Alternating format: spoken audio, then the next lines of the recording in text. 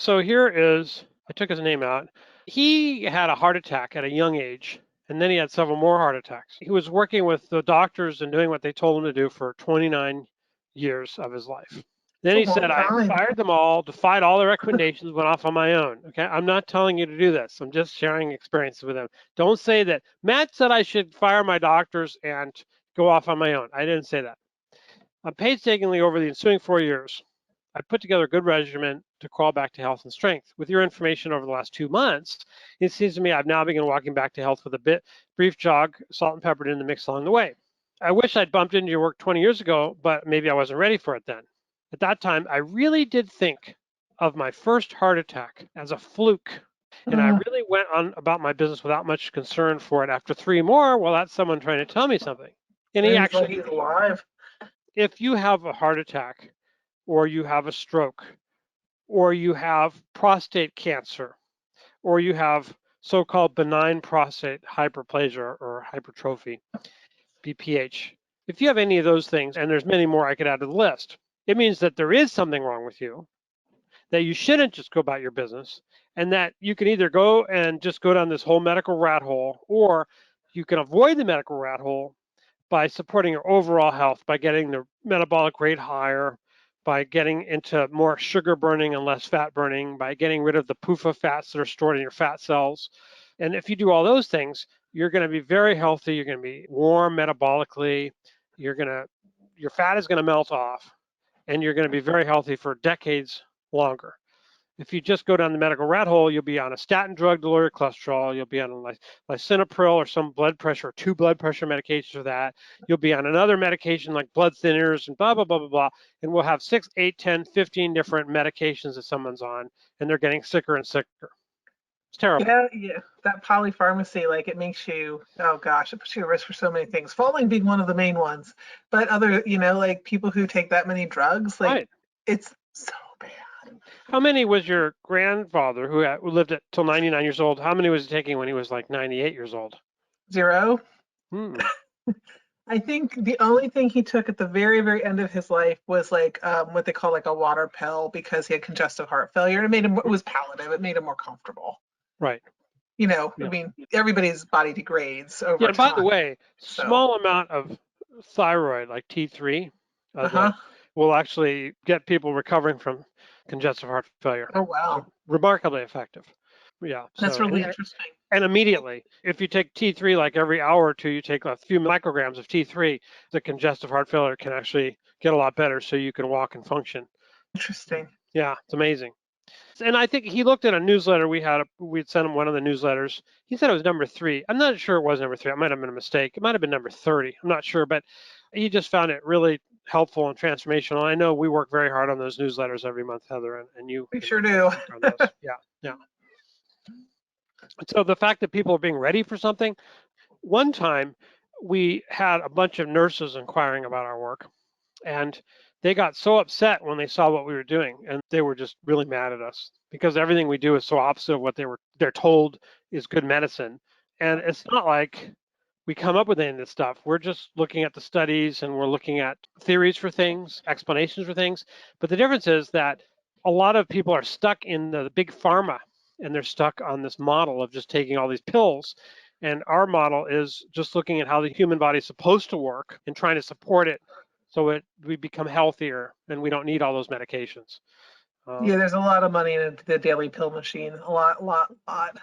well, the daily vax machine, the daily pill machine, I mean, it's pretty bad. I mean, the big pharma's taken over the world in the past few years since we've been doing these success kits. I mean, it's been a terrible, terrible degradation of all of our rights and brainwashing that's taken place on a massive scale.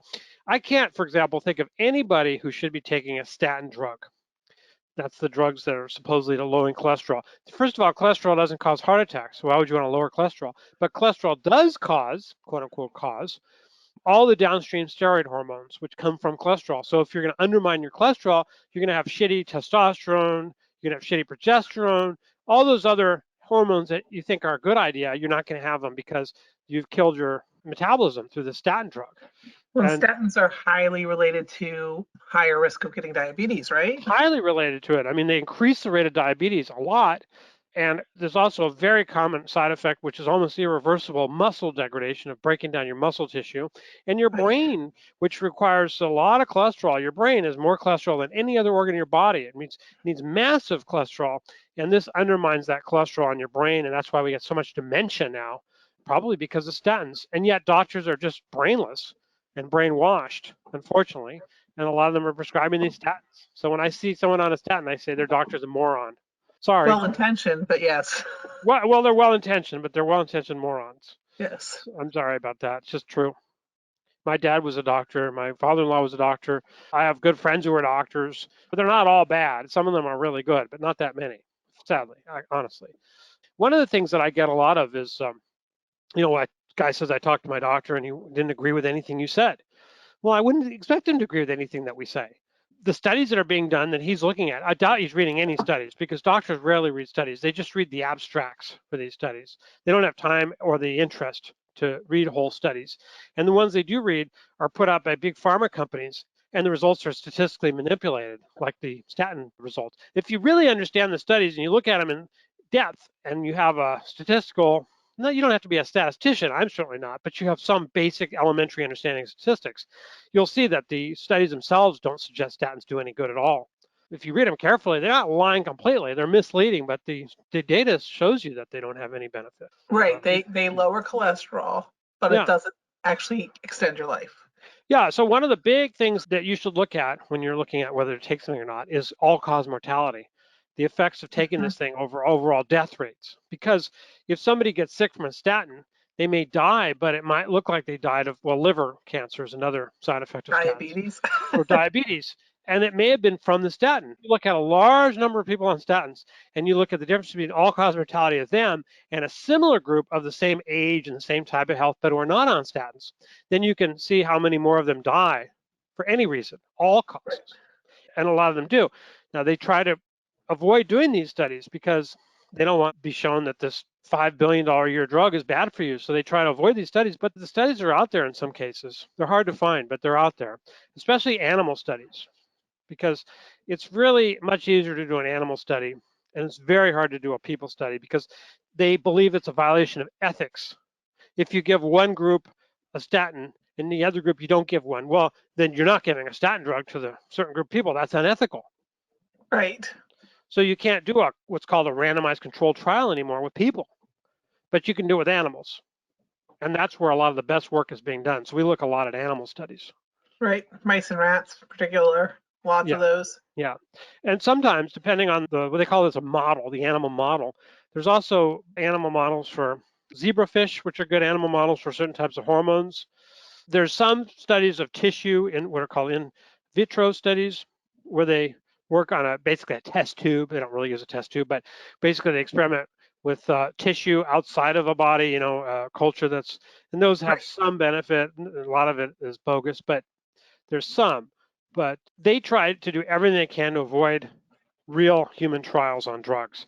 And they use statistical tricks to conceal and cloud the results. And that's what they've done with the statins. So if you see what's called need to treat, you need to treat 1,000 people with statins to prevent one heart attack from statins.